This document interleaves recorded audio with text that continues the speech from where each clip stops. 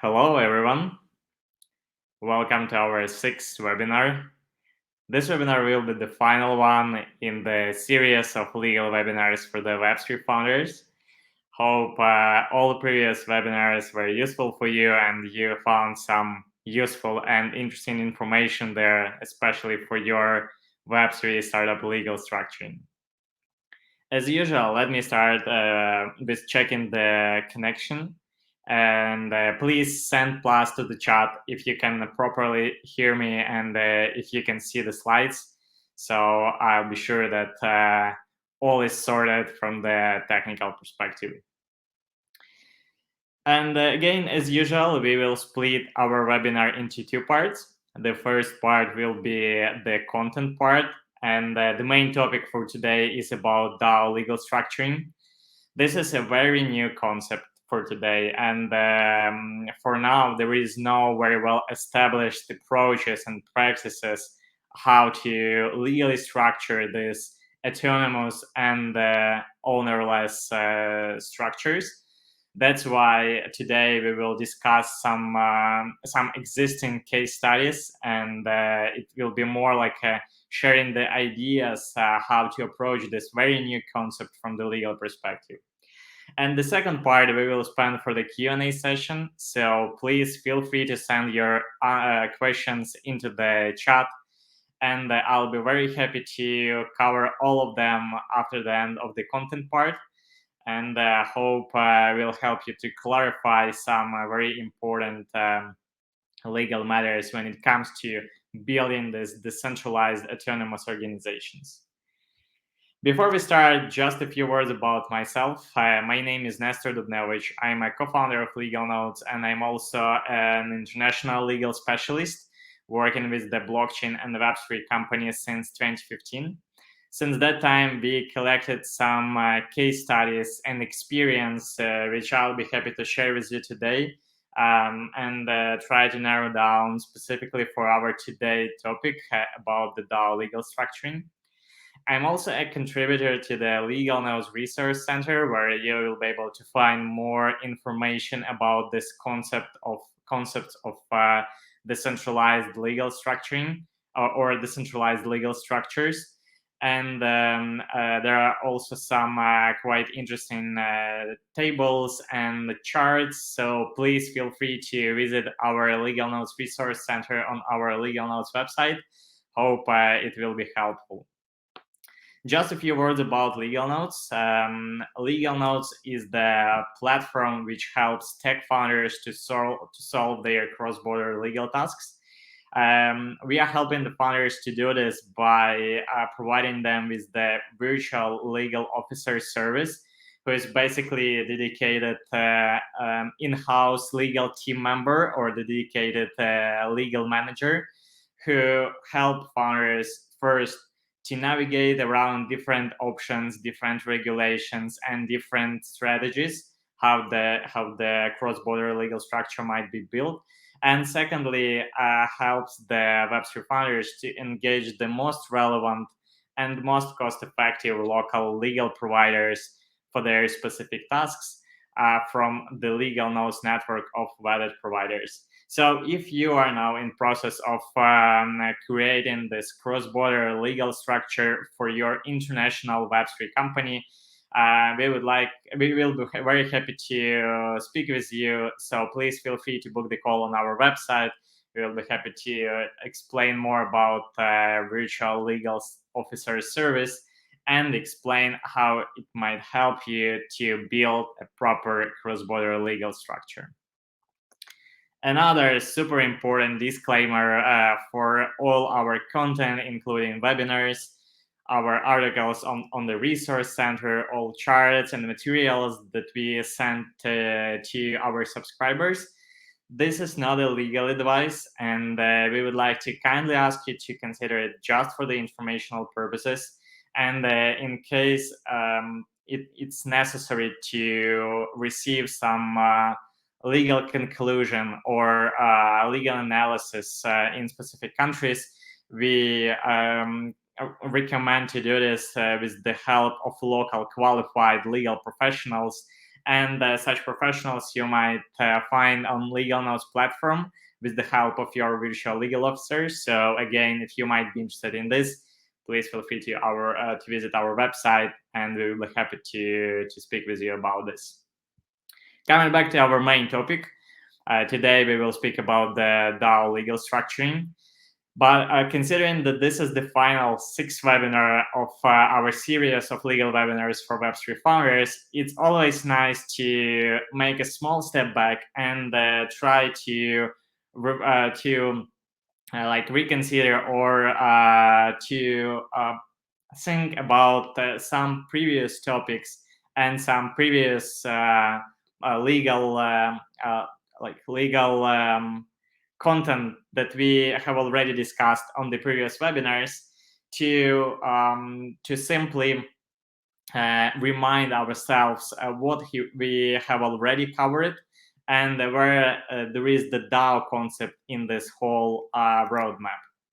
So if you remember, we started from the webinar about DApps legal structuring, and there was some topics about the DevLab company registration. We discussed what is the role of this company, how this company covers some operating matters, why this company is important for intellectual property structuring.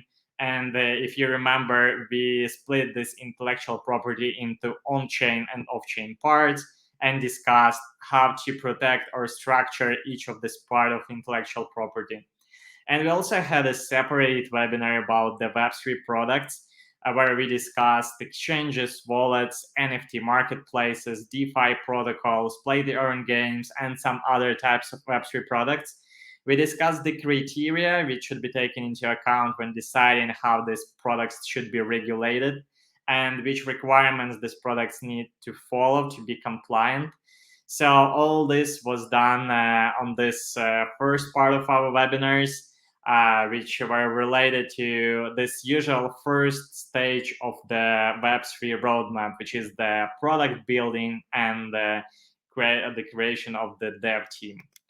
Second stage is about the token launch, and it was also very nice to talk to you about some concepts of tokenomics, consider the tokenomics from the legal perspective, also discussed some specific questions related to the fundraising. We discussed these different token warrants, softs, token sale agreements, some other ways of token distribution. We also discussed the cap table with token cap table with these different pools of insiders pool and DAO pool. And the DAO pool is something that we will also cover a bit in detail a bit later. So that was this second stage and second scope of legal information and legal knowledge that we have already discussed on our previous webinars. And the next stage, the third stage, which is not necessary in in all of the cases of building the Web3 products, but which might be a very good third stage in the strategy of the Web3 product building. And this is about the DAO. And the main question which the most of the Web3 founders usually ask themselves, whether we want to launch the DAO or not. And this question will affect some very, very important parts of the legal structure, and will also make some impact onto the legal roadmap and legal strategy of the project, and also onto the evaluation of the project for the fundraising purposes, etc. That's why this is super important to discuss this question. And basically, the best way to start this discussion is to try to understand what the DAO launch mean for the founders. And I would like to highlight these two main points that the founders need to take into account when it comes to deciding whether or not to launch the DAO. First of all is decentralized ownership, which means that the project will not be still owned by some certain group of people. It will be decentralized or ownerless, as it's also quite usual to say. And secondly, that this is the decentralized management or decentralized governance, which means that there will not be the small group of shareholders and investors who will decide how to develop the project and how to build it, but rather it will be the community of people who will vote on how they would like to see the project in the future. And that's something very stressful for the most of the for some of the Web3 founders, as this concept is very new, and from other side, it might be not comfortable to feel that this company will not be your ownership after launching the DAO, and you will not you will not be able to keep the control over this company after launching the DAO. So that's why the DAO launch is not the case for the all Web3 projects.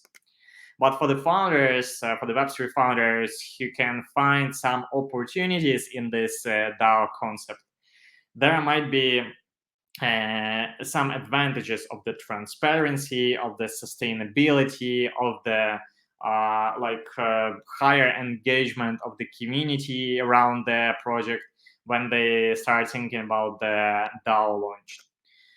However, it's not such a simple way to launch the DAO, because some legal questions usually arise, and the founders, after they realize that they need to think about the DAO registration, about the structuring of this decentralized voting process and the decentralized decision-making process, and when they try to understand what the compliance measures should be implemented or incorporated into this DAO structure, this will create a lot of very difficult questions and some legal challenges.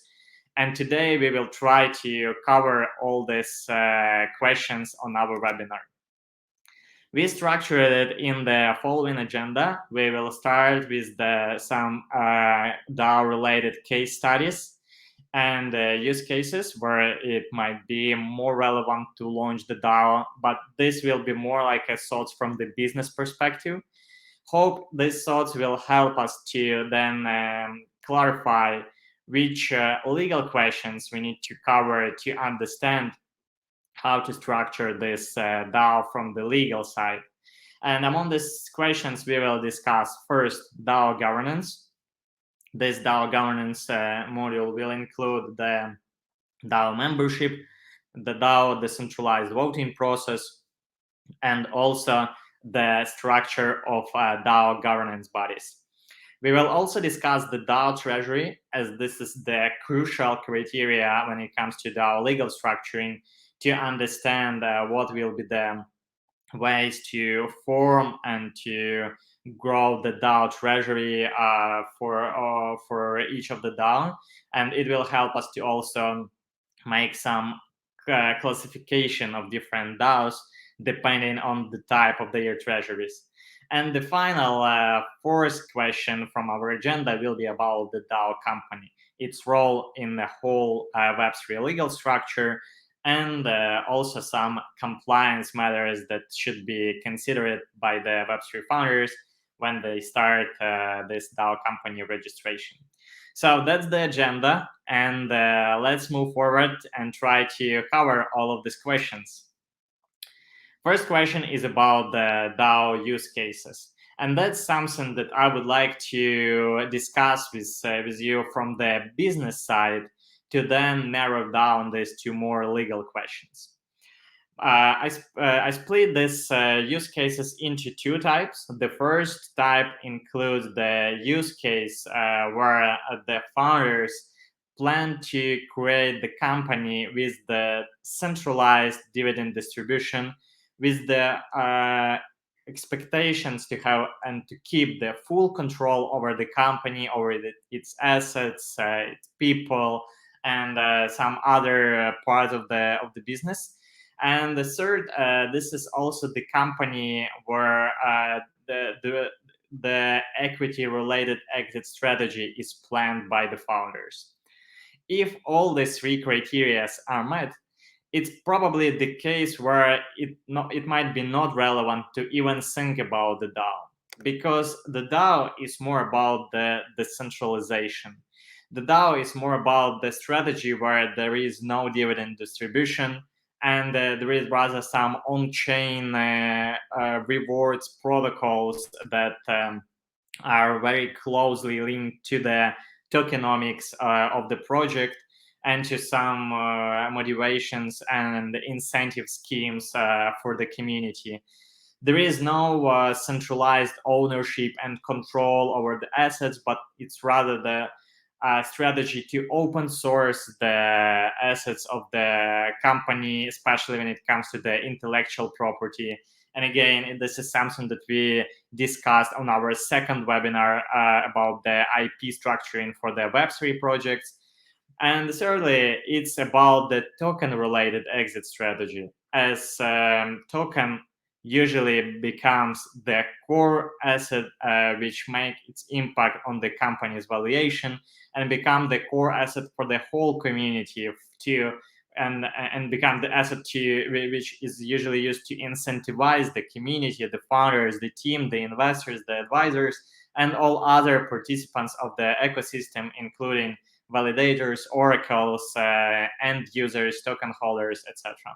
So that's the main difference between these two use cases or these two strategies, when it might be less relevant to think about the DAO, and when it might be better to consider the DAO as this final stage of building the Web3 project. In case you are the founders who are looking to build the DAO as the final step and who are ready to transfer the ownership and the control over their companies from themselves to the community, we have a good news for you. Today we will discuss exactly this topic about the details, how all this DAO concept might be legally structured, and which legal questions should be covered during this process of legal structuring. But before that, just a very brief overview of the feelings of the founders when it comes to the legal questions of their DAO. It's very usual that when there is the possibility to start a conversation with the founders about the legal structure of their DAO, their first comment is usually about the concept of DAO as the decentralized autonomous organization that usually doesn't require any off-chain attributes like legal entities, legal agreements, probably some other legal matters or some other off-chain aspects of the business. And because this organization is fully autonomous, permissionless, ownerless, fully on-chain, and that's why there is no necessity to even think about some legal around this concept. However, the reality is different.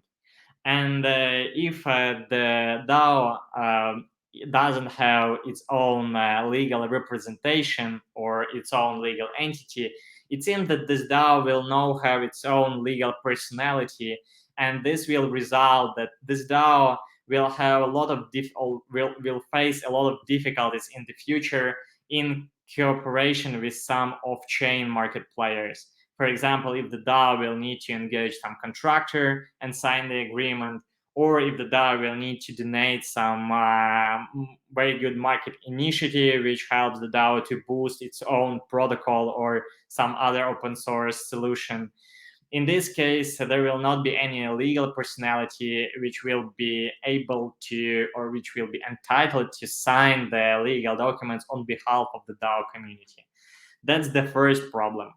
The second problem is related to the legal liabilities and to some matters of the protection of the DAO members. Because if the DAO is the unregistered DAO, if the DAO doesn't have any legal wrapper or legal structure, this group of people who are the DAO participants or DAO members will probably be recognized by the regulators as the unregistered general partnership. And in this case, each of the member or each of the partner of this general partnership will have unlimited liability for the whole activities of the DAO. And this is super risky, considering that these liabilities might include the tax liability, the judicial liability, civil liability, and some other types of liabilities which might be applied to each DAO members. That's why without this proper legal wrapper or legal structure, the DAO members might be unprotected and they might face this risk of unlimited liability. And third risk is related to the uncompliant ways or methods of spending the treasury of the DAO. It's very usual that the DAO has a treasury which is usually used to support some ecosystem initiatives or use it to incentivize the community, etc. In case there is no proper legal structure to do this, there might be some risks to breach the AML and anti-money laundering regulations and requirements, and probably some other compliance requirements that are necessary when it comes to spending some virtual assets. So these three risks are super important when the founders decide whether they need or whether they don't need the legal structure for their DAO. So that's help us to a little bit understand what is our motivation and what is the main reason to have this webinar today, and why the Web3 founders are highly recommended to think about the legal structure for their DAO. And now I guess we are ready to move to the details and discuss what are the parts of the DAO in terms of legal, and what we need to discuss to help the founders to properly structure their decentralized organizations. I split this information into three main parts. The first part is about the DAO governance, and as mentioned previously, we will discuss a bit the DAO membership, how it might be confirmed, and how it might be structured. We'll discuss the DAO governance bodies, and again, what is the role of these bodies inside the DAO ecosystem and DAO structure. And we will also discuss about the decision-making process, as it differs quite a lot from the regular decision-making process of the centralized shareholding companies. So this is the first part about the DAO governance. The second part about the DAO Treasury will include the questions about the initial formation of DAO Treasury, then some further earnings of for DAO into DAO Treasury and how it's usually structured, and spendings of DAO Treasury, and what are the compliance matters that should be covered when it comes to Treasury spendings. And the third, the final part of the legal structure of each DAO will be related to the DAO company, the role of this DAO company, the main functions, the countries where this DAO company might be registered, and of course the status of this company, whether or not this company will be for profit. So that's the structure, and let's move to the details. First of all, first part of this legal structure of the DAO is about the DAO governance. And this is basically how the decisions might be made by DAO. We can divide this concept of DAO governance into three main parts. The first part is about DAO membership. The second is about structure of governance bodies. And the third one is about the decision-making process. Speaking about the first part, the membership. First of all, the DAO founders will need to define what will be the requirements or what will be the criteria to recognize the participant of their ecosystem as the DAO member. And there are different approaches, so we can divide them into the first approach where all token holders are recognized as the DAO members and are entitled to participate in this decentralized governance by voting for some decisions, publishing proposals, etc. And there is another approach where there is a very strict group of people or market participants from the specific categories or with the specific status or roles inside the ecosystem who are entitled to participate in decentralized DAO governance. And among such specific participants, we can discuss validators, oracles, some nodes holders, or some other very important market players specifically for ecosystem. Because it will mean that these people will be the most interested one to keep the ecosystem healthy and to vote for the decisions which will be in the best interest of the community and of the protocol. And of course, in the end of this membership concept, it will be very important to define how this membership should be confirmed inside the DAO. Because if we speak about the regular shareholding company, the shares usually provide the right to vote for the shareholders. At the same time, in DAO, it might be the governance tokens, the LP tokens, which are the liquidity providers tokens.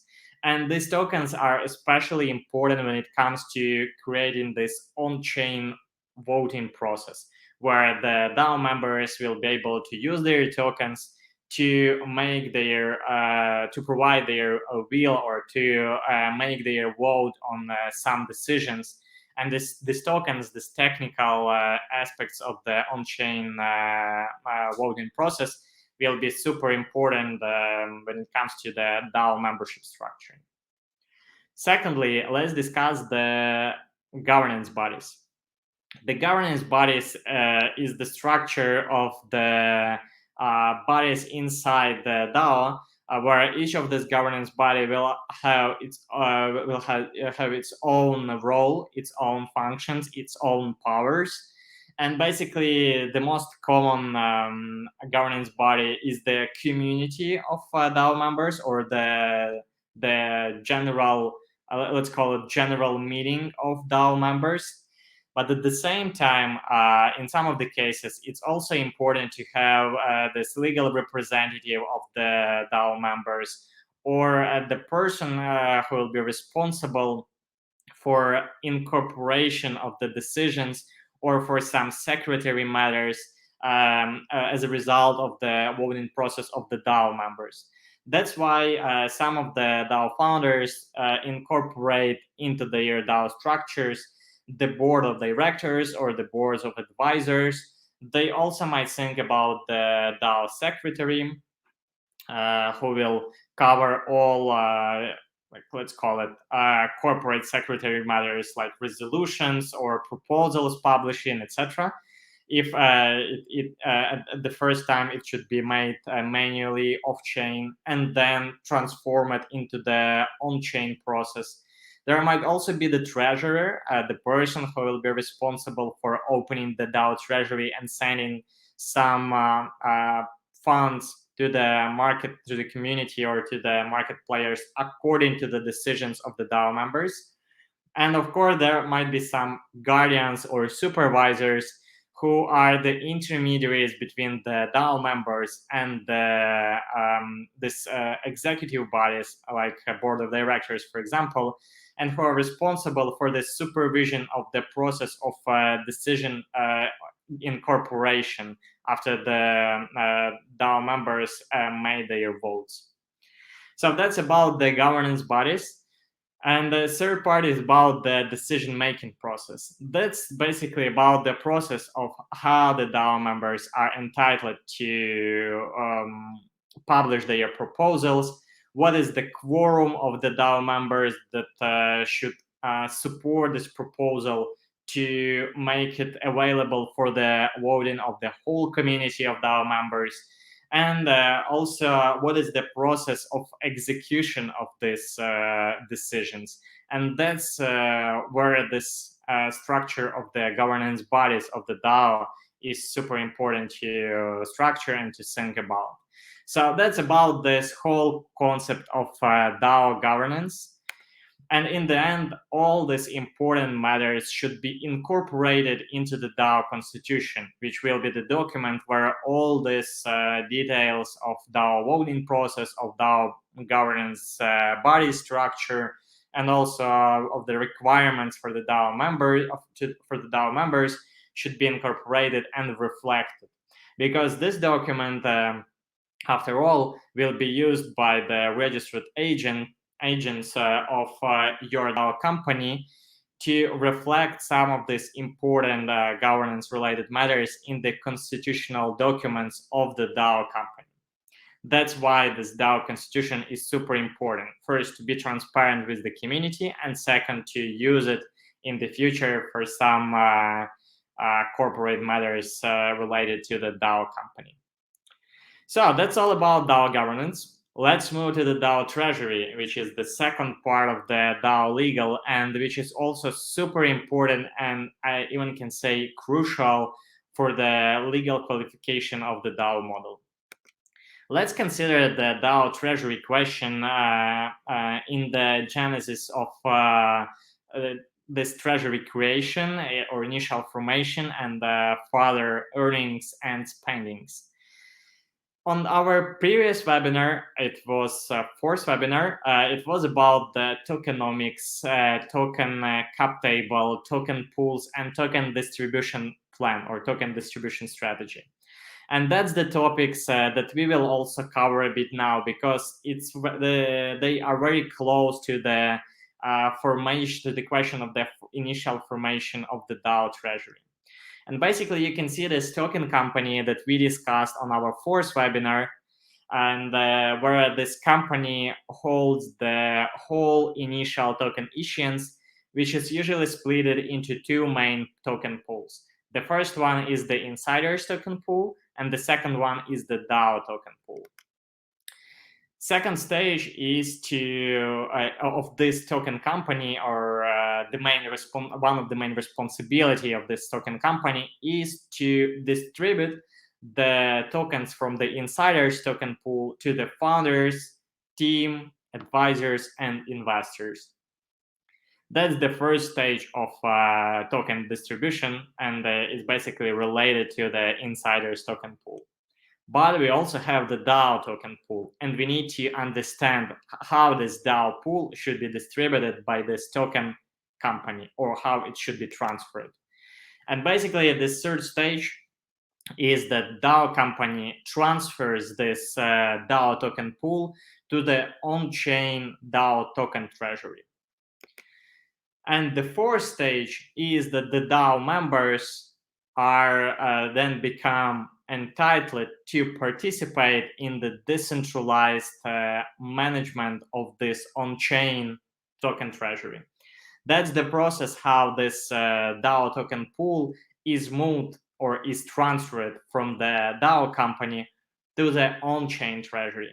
And it's super important to highlight this, that the DAO company is not an owner of this DAO token pool. This DAO token pool is usually structured as the fully on-chain treasury, and the DAO members act as just the people who participate in the management of this on-chain token treasury, and their participation is structured in a form of this decentralized governance. So the DAO company and the role of DAO company, which we will also cover a bit later, is to be like a governance wrapper rather than the asset company, and that's the main role in connection with the DAO members. And the fifth step is the DAO treasury spendings. So the previous one was the DAO treasury management, which is made in a decentralized way by the DAO members, and the third one is the DAO treasury spendings, where these DAO members are entitled or might be interested in voting for spending some part of the DAO treasury to support some market initiative or ecosystem initiative by sending the grant to this specific project of the ecosystem, or DAO members might decide that they need to engage some external service provider, and pay the service provider some service fee. And as a result, it might be done by this decentralized voting, and the smart contracts or the treasurer will open the treasury and send this specific amount of funds as the service fee to this external contractor. So that's the way of DAO Treasury spendings. When we speak about, that was this first stage of initial DAO Treasury formation, where this DAO token pool is transferred from the token company to the on-chain DAO Treasury, which is controlled in a decentralized way by the DAO members. At the same time, this DAO Treasury might have some further earnings, some future earnings.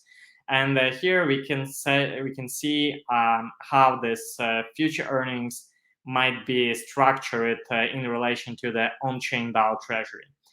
This, in the most of the cases, this future earnings are also on-chain, and they usually come from the different DApps or DeFi protocols or some other protocols that cut some commissions from the transactions between the users and automatically send it to the DAO Treasury.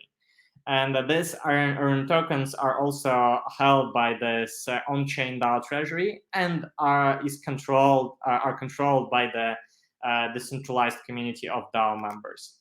That's the general structure of DAO Treasury. So we have this on-chain token earnings, we have this on-chain decentralized management of the on-chain DAO Treasury, and we also have some type of on-chain token spendings, where the token tranches are sent from the DAO Treasury to the market participants in the form of grants or the service fees. And just a few words about DAO company, as this is our third part of the DAO legal structure. It's super important to say again that the role of DAO company is not to act as the asset company or asset holder, but rather as the legal wrapper or as the governance wrapper for the community of people who might be interested and who are interested to be involved into the process of this decentralized management and decentralized governance of the DAO, including the DAO Treasury. Let's discuss a bit in details this role of DAO company. So apart from the main role of being the governance wrapper for the DAO members, this DAO company also acts as the legal representative of this decentralized community of people, and that's why this company provides the legal personality to this community. Secondly, as this company acts as the legal wrapper, it also protects the DAO members from the unlimited liability that we discussed previously. And the third very important role of this company is to act as the warrantor, or to act as the company which ensures that all compliance measures should be incorporated and implemented into the DAO when it comes to the spendings and earnings of DAO on-chain treasury. So that's also super important third role, which is mostly related to the KYC and AML compliance, and that's something that DAO company usually conducts when it comes to sending the grants or sending the service fees from the on-chain DAO treasury to the ecosystem participants. Let's move to our final question of this webinar, which is related to the question of choosing the country for a DAO company registration. And as usual, I would like to start with the criteria which should be taken into account or which should be considered by the Web3 founders when choosing the country for a DAO company registration. First criteria is related to the DAO governance model and the structure of the DAO governance bodies. And the second criteria is related to the ways of how the treasury will be spent and what will be the ways of DAO treasury earnings in the future, where the virtual assets or tokens will come from how they will store it, and how they will be managed in this decentralized way by the community of DAO members. And speaking about this criteria, if we focus about this first criteria about DAO governance, we can split or divide different structures into different types of DAO companies into less decentralized, where some certain governance bodies or some certain group of peoples might have more powers than the community of DAO members. And we also can speak about the more decentralized legal structures of DAO, where the whole powers are reserved for the DAO members, and the other DAO governance bodies play just a formal role of decisions, incorporation, and implementation. And speaking about the second criteria, which is about the ways of treasury earnings and spendings, we can split all these DAO concepts into three different types. The first one is the community or the protocol DAO. Basically, in the most of the cases, this is the a non-profit DAO, the main role of which is to be some kind of foundation which is governed by the members or by the group of people who are interested in growing this protocol, growing the ecosystem, growing the community. And the main role of this foundation is to donate market initiatives, donate ecosystem initiatives, and send some other grants and service payments to the market players to help to grow this community and this protocol. At the same time, if this is the type of the DAO which plans to earn some money from the off-chain market players, and also then to or to manage these funds in a centralized way, or to distribute it, or to distribute the revenue or the income from these assets between the DAO members, this concept will be closer to the service DAO or the investment DAO, and this should be included into the legal compliance matters, and into this usually requires a very deep legal analysis and legal conclusions in different countries to understand whether or not these activities might be recognized as the regulated one in these countries, and whether this type of the DAO should obtain specific authorizations or licenses to conduct such activities related to the service DAO or investment DAO. If we speak about the first criteria, the DAO governance model and the bodies, among the less decentralized structures, we can consider the Swiss Foundation, the Liechtenstein Foundation, the Singapore Foundation. That's the foundations which are strictly regulated by the local laws, local corporate laws. And that's required the founders of such foundations to follow this local corporate laws, and to create the only types of governance bodies inside their foundation, and to implement the only processes of voting and the decision making according to these local laws that are allowed by these local laws. And considering that these local laws are quite strict in terms of the options, how it might be structured, there is less flexibility for the founders of such foundations to structure very decentralized types of decision-making process, of governance bodies, powers, etc.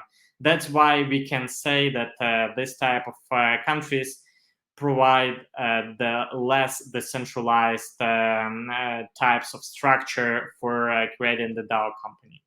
At the same time, if we speak about the Wyoming DAO LLC, or Cayman Foundation Company, or Marshall DAO Nonprofit LLC, that's the types of the companies that might be structured in the common law system, where there might be more flexibility in terms of the corporate governance and in terms of the creation of different governance bodies. And that's the types of the DAO companies or the DAO legal wrappers, where the founders can are able to create more decentralized type of the governance and provide more powers to the DAO members. So that's the main difference between these two parts, and that's the very brief overview of the options of the countries where this DAO companies might be registered.